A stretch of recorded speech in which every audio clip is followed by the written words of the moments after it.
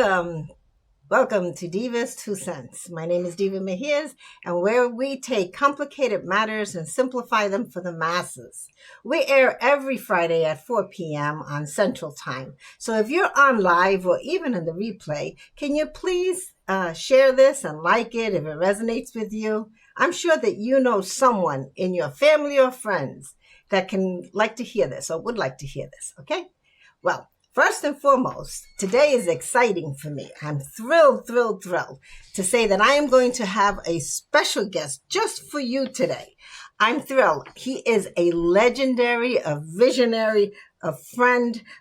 He is the author of this wonderful little book that I have, and I read all the time. No matter how many times I read it, I always get something out of it. The I Compete, My Extraordinary Strategy for Winning. Mr. John T. Hewitt, and he is a true story of innovation and success. He is actually celebrating 55 years, my friends, of being in the tax preparation industry. He's a testament to the power of ambition and innovation, from pioneering tax preparation services to companies that have redefined how we actually view business as a whole. So please join me in welcoming the one that's called the granddaddy of taxes, Mr. John T. Hewitt. Hello, John. How are you? I'm fantastic. But since the last time we talked, I became a great grandfather. So I finally changed my own name from granddaddy to great granddaddy of tax. Oh my goodness, that's right. So we'd have to celebrate that. Great granddaddy. That has to, I tell you, I'm a grandmother, so I can understand that feeling. That feeling that takes you to that next level, I haven't experienced, but I'm sure it's a wonderful one, isn't it? Exactly. It's joy of life. Yeah, fantastic. Well, I'm so happy that you have accepted to be on this show. I know you for many, many years, and you have been very instrumental in my life. But I'd like to share with the audience now. Can you share some of your successes? And really, basically, what's the secret, John, behind you building such successful franchises? Yeah, I've been blessed. I could go on and on. As you said, this is my 55th taxes. I'll just give you some quick highlights. I was with H&R Block for 12 years. When I left, I was a regional director managing, when I was 30, managing 250 locations. And then I founded Jackson Hewitt. And Jackson Hewitt has my name and my software and my system, and it became a $1 billion company. And today they're the 23rd largest franchise chain in the United States. And then sold Jackson Hewitt and founded Liberty Tax. And Liberty Tax became another $500 million company. And again, top 100 retail chains in the country. Between the two of them, they grew to 6,000 and 4,000 locations, combined 10,000 locations. So I founded two public companies that were worth $1.5 billion. Total investment in the two companies was under 10 million. So with less than 10 million of investment, we created 1.5 billion of value, 10,000 offices. And now they say third time's the charm. Now I'm with Loyalty Brands, and Loyalty Brands has 8 different franchise systems. So that's my story. And I think you asked me how I did it, or what was your question about? Yeah, well, what's the secret? I mean, there's got to be a secret. You just don't start a company. I mean, it's very difficult to even fathom that you could just start one company and it's a journey, a complete journey that takes you to many, many. So what's your secret? Well, when you build a company from 0 to a billion or 0.5 billion, and it's explosive growth and it's chaotic. The key secret in explosive growth, magnificent growth like that, is you have income and sales, and you have support and structure. And you have to be careful, because if you have too much structure and not enough income, you go bankrupt. And if you have too much income and not enough structure, you provide poor service and go out of business for poor service. So it's really the key ingredient of continued growth, massive growth, is that you have to manage your resources properly, the income and the expenses properly. I get it. So in this journey of yours, can you tell me what kind of challenges or even triumphs that you have to overcome in this journey? There's massive challenges. God doesn't put anyone here to escape. We all get knocked down. And if you read my book that you held up, one of the reasons people like my book is that I talk a lot about the mistakes I made in my book. And I think I talk about my mistakes more than the average author. And I think the biggest problem I've ever had is people. And I don't worry about what my competitors do. I worry about us following the system, offering great service, caring about our people, and giving them the best system in the industry. So when people have asked me over my 55-year career, they don't ask me much anymore, but when I was younger, they used to say, they used to think they were clever, and they'd say, well, what keeps you up at night? What do you worry about? And I said, I don't care about H&R Block or the IRS or my competitors at all. I care about ourselves. I worry that we're not going to perform. So that's the biggest problem you always have, is maintaining great people and a culture. The difference, Diva, between great companies and ordinary companies isn't how smart the leaders are, how educated they are, even how experienced they are. The difference is the culture of the organization and the attitude. Tom Watson, Sr., founder of IBM, said, give me 100 people, 100 great engineers, or 100 people with great attitudes. I'll take the people with great attitudes, because you can teach engineering. You can't teach attitude. Mm-hmm. So the greatest challenge is keeping that culture, positive attitude. I see. So in building all these teams in today's environment, John, what would you say is going to require them to think differently on how they do things? Well, one of our principles is challenge ourselves, challenge each other. And to my goal, and I think I've been doing this for 55 years, is to provide the best system in my industry. And to do that, I've learned that it has to be improved. There's no system that worked 10 years ago that is working well today. You have to continue to modify your system with the times. And it's so difficult to improve your system if you don't get criticism. And so many executives, they're like the night. I mean, they're armored up against complaints. And the key element, or one of the key elements in our improving our system, is I embrace complaints. And the beauty of a franchise organization compared to a non-franchise is that with franchisees, you're always going to get complaints. I mean, even when they're wrong, there's some squeaky wheels out there that complain about everything. And you have to embrace that. You have to learn from everyone. I had an example of a franchisee at Liberty Tax that was allegedly the worst franchise in the country.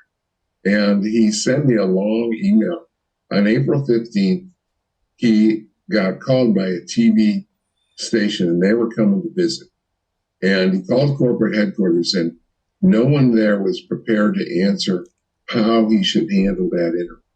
And so he complained. He sent a long email.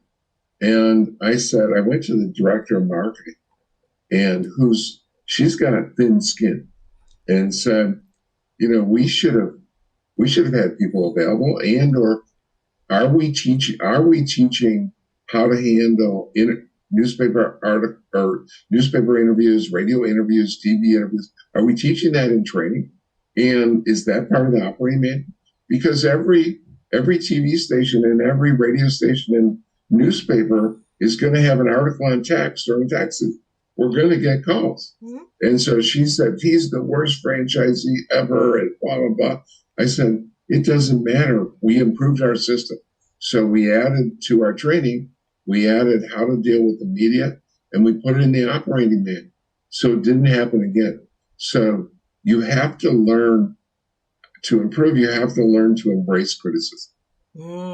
What a wonderful thing. So you see, ladies and gentlemen that are listening to this not only applies to franchises, this applies to everyday business. You have to be prepared for anything and everything that comes to you. Now, John, where do you see your industry going over the next 3 years?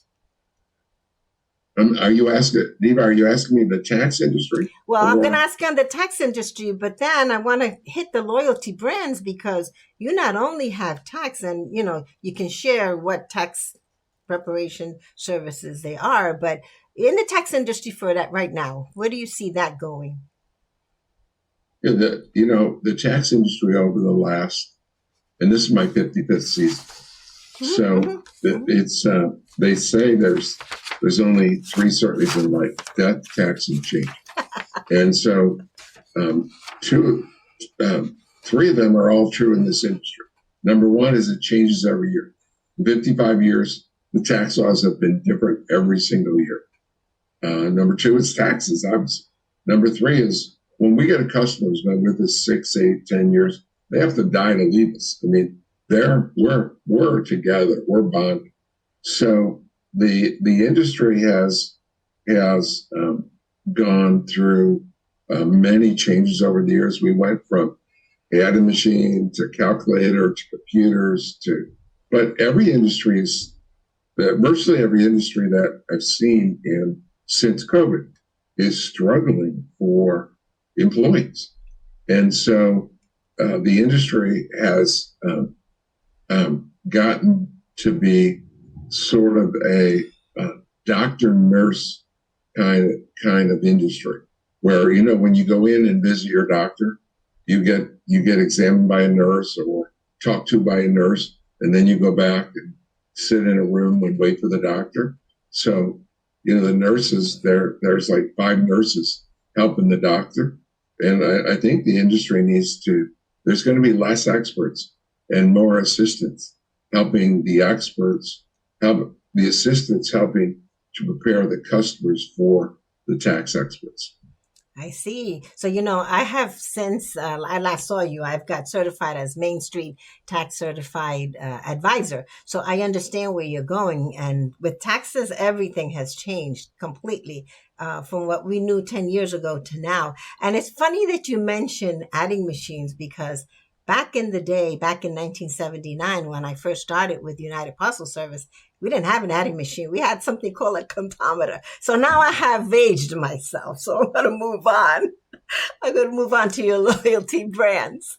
I love the name Loyalty Brands. Where did you get that from? What idea did you have? It actually came from one of my franchisees. When I was leaving Liberty, there was I'm going to say, you might even call it a civil war. There was a battle between the private equity people that wanted to save money and cut everything, and the people like myself that wanted to do best for the franchisees and the employees. And it was a big battle. And one of my favorite franchisees came to me at breakfast and said, let's just start a company of people that are loyal to you, John. Because, they had both been there. There was two franchisees, but one of them led the discussion. They said, let's just start a company that's loyal to you. And I love that, because loyalty is, at Loyalty Brands, we have 3 people who have been with me 35 years, 5, 30, 5, 25, 7, 20. I just have immense loyalty. So they came up with the name Loyalty. And I like brand loyalty. So I added the word brand after loyalty to complete the name. So just like so many blessings that in my life, it just was handed to me on a platter. Why don't you name your next company loyalty? Wow. Well, I can understand why they're loyal to you because you're a fantastic individual inside and out. So, but let me ask you this on the brands that you do have, name some of the brands that, some of the franchises that loyalty has. And we can move into, well, how do people get into that? I mean, do they have to be a business owner already? Do they even have to have any type of business acumen in order to be able to join you? Yeah, we have 8 different brands, and 2 of them are growing very quickly. We have our latest is a roofing company. We have Little Medical School to teach children after school and summer programs.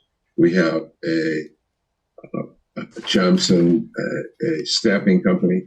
We have business broker company, Loyalty Business Broker, which is a lot of people aren't familiar with business brokers, but they sell businesses instead of houses. Or realtors sell houses, business brokers sell businesses. We have an inspection boy franchise that is for inspecting houses and pools and yards, etc. But the fastest growing is I'm amazed at we've been in the pet industry for 30 months now, 2.5 years, and I'm just amazed at the pet industry. And our record-setting, fastest-growing franchise is Zoom and Groom, mobile dog grooming. And by the end of this year, we'll be the largest in the country. And within 3 years, we'll be national in every major city, just like I did with Jackson Hewitt and H&R Block. It's just an amazing industry. I'm mesmerized by the pet industry. Oh, wow. That's interesting. And more interesting in the state of Nebraska, where I spent a lot of my time in. The Humane Society is one of the nonprofits that get the most amount of funding every year during their drive. So there's a huge market for you here. So that Zoom and Groom needs to Zoom and grooming. So they need to kind of head out to Nebraska, because for those of you out here that are listening, take a listen. You don't have to be stuck in traditional types of businesses. This is a business that you can do what you love to do and do it well and be part of an industry, part of a loyalty brands franchise that would really help you grow and do what you love to do. Would you agree that most of your franchisees in that industry love what they do? Oh, it's a feel-good industry. You drive this beautiful van up to the house.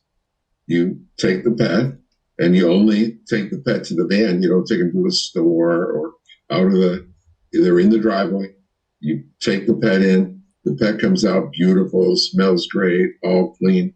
And most of the time, the owners of the pets are so happy they hug the groomers. I mean, it's a real feel-good industry. Oh my goodness. So John, if someone is interested in that franchise, do they reach out to you and I put it down on the bottom, john@loyaltybrands.com? Absolutely. And Diva, I'll even, you have my book up. I'll even send them a free book too. Okay. Absolutely. Oh, that's great. That's great, guys. Take a listen to this. This may be a name changer for you, a starting point, something that helps you go to the next level.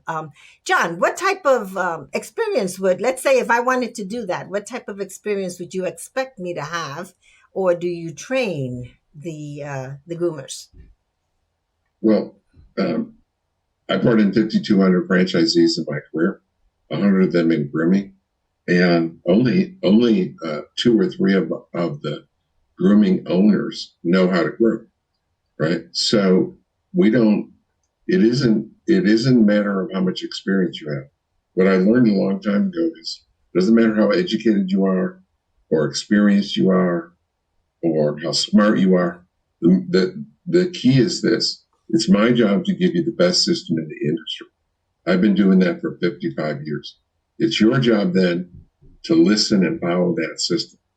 Diva, you would think it was obvious, easy. Some of the people that join me haven't been in it 55 minutes. Most, not even 55 months. And yet no one listens 100%. It's the most difficult thing. Humans are just against following systems. They have to create. And so what we're looking for is people that work hard and follow the proven system, follow the recipe. Oh, I see. Well, you know what? You work hard so that you can play hard, right? You can't play hard if Exactly. you don't work hard. Now, following systems, it's interesting that you say that because even a McDonald's has a system, right? They have a system for everything they do when they prepare the meals, right? So to Well, think that you you, mentioned McDonald's. Think about it. Mhm. I mean, you mentioned grandchildren. My 10-year-old grandchild could go to the grocery store, buy some hamburger and a bun and some condiments and make a better tasting hamburger, a better quality hamburger than McDonald's. But so it's with McDonald's, it's not the quality of the hamburger. It's the system and the brand. And part of the system is brand name. And part of it's convenience and part of it's location. Yes, it's the system. It's not the best. It's not the best or least expensive hamburger in the market, but it is. They have a massive. They're a Fortune 500 company, massive success. One of the 10 largest companies in the world, second largest in ownership of real estate in the world, and it's just on this hamburger. So it's a system of doing business, not that enables them to be so prosperous. Mhm. So, John, I know your time is precious and my time with you is limited, but what advice would you give anyone that's listening that's on that fence? They know they want to do something different. They know they want to experiment with a franchise, but they're not sure. I mean, I know that in the tax industry, you have discovery days. Do you have that for all of your brands? And what advice would you give someone like that? Well, the key, two-thirds of Americans want to be self-employed, but only half of them, of those people, can actually do it. I've seen men, I brought in 5,200 franchisees, and some of them that wanted to be self-employed didn't have the mettle to do it. They didn't have the risk-taking, or there was no boss to say, get up at 8 a.m. and go to work. And so they didn't have the wherewithal to do it. So I would say that in all of our brands, each and every one of our brands, if you are concerned about whether it's the right step for you, put your toe in the water, come work for us, and spend a week or a weekend or 6 months, some period of time in the tax season. When I had people that wondered whether they could do it, I said, come and work for the tax season and see if you like it, and see we'll let you run an office if you like, and you can learn to see if this is a life changer for you. I've changed so many lives. I had 5,200 franchisees that had over 100,000 employees, so tens of thousands of lives. But stick your toe in the water and try it. Life's too short. One of my philosophies is, thank God it's Monday. On Monday morning, if you're going to work and you go not looking forward to it, you're going to the wrong place. You're absolutely right. Well, for those of you that are on the fence, I use my Michael Burt's theory of you need to have that remarkable bonus to be able to say, this is where I am and this is where I want to be. And to be able to narrow it down to what's that journey and who can help me get there. Here, guys, I'm telling you, John T. Hewitt is the one that can help you get from your point A to your point B and make thousands, if not millions, on the way. To enjoy that journey with him. Would you say that, John? Would you say that's an accurate statement? Absolutely. I've helped create 1,000 millionaires. I am so grateful that you were willing to come on and share that with us. Do you have any last minute anything that you want to share before we go off? I would say my key to a great life is find something you love to do, work hard, persevere. Excellent. And would you agree with me that numbers tell stories? Because that's my tagline. I love it. Did you steal that from me? I don't know, probably. No, you did it. You did it. But I love it. But I always say numbers tell stories, and I ask everyone, what do your numbers tell? What story are you reflecting in your numbers? And if you don't know what your numbers are, that's where you should start. Well, thank you so much, John. I appreciate you. I'm going to leave it here. If anybody has any questions whatsoever, just put them in the chat. We will make sure that we respond in the chat as you put your questions. Okay. Well, thank you so much, John. You take care of yourself. Thank you. It's been my pleasure. Have a wonderful day, and hopefully we'll see you soon. Yes, absolutely. Let's see here.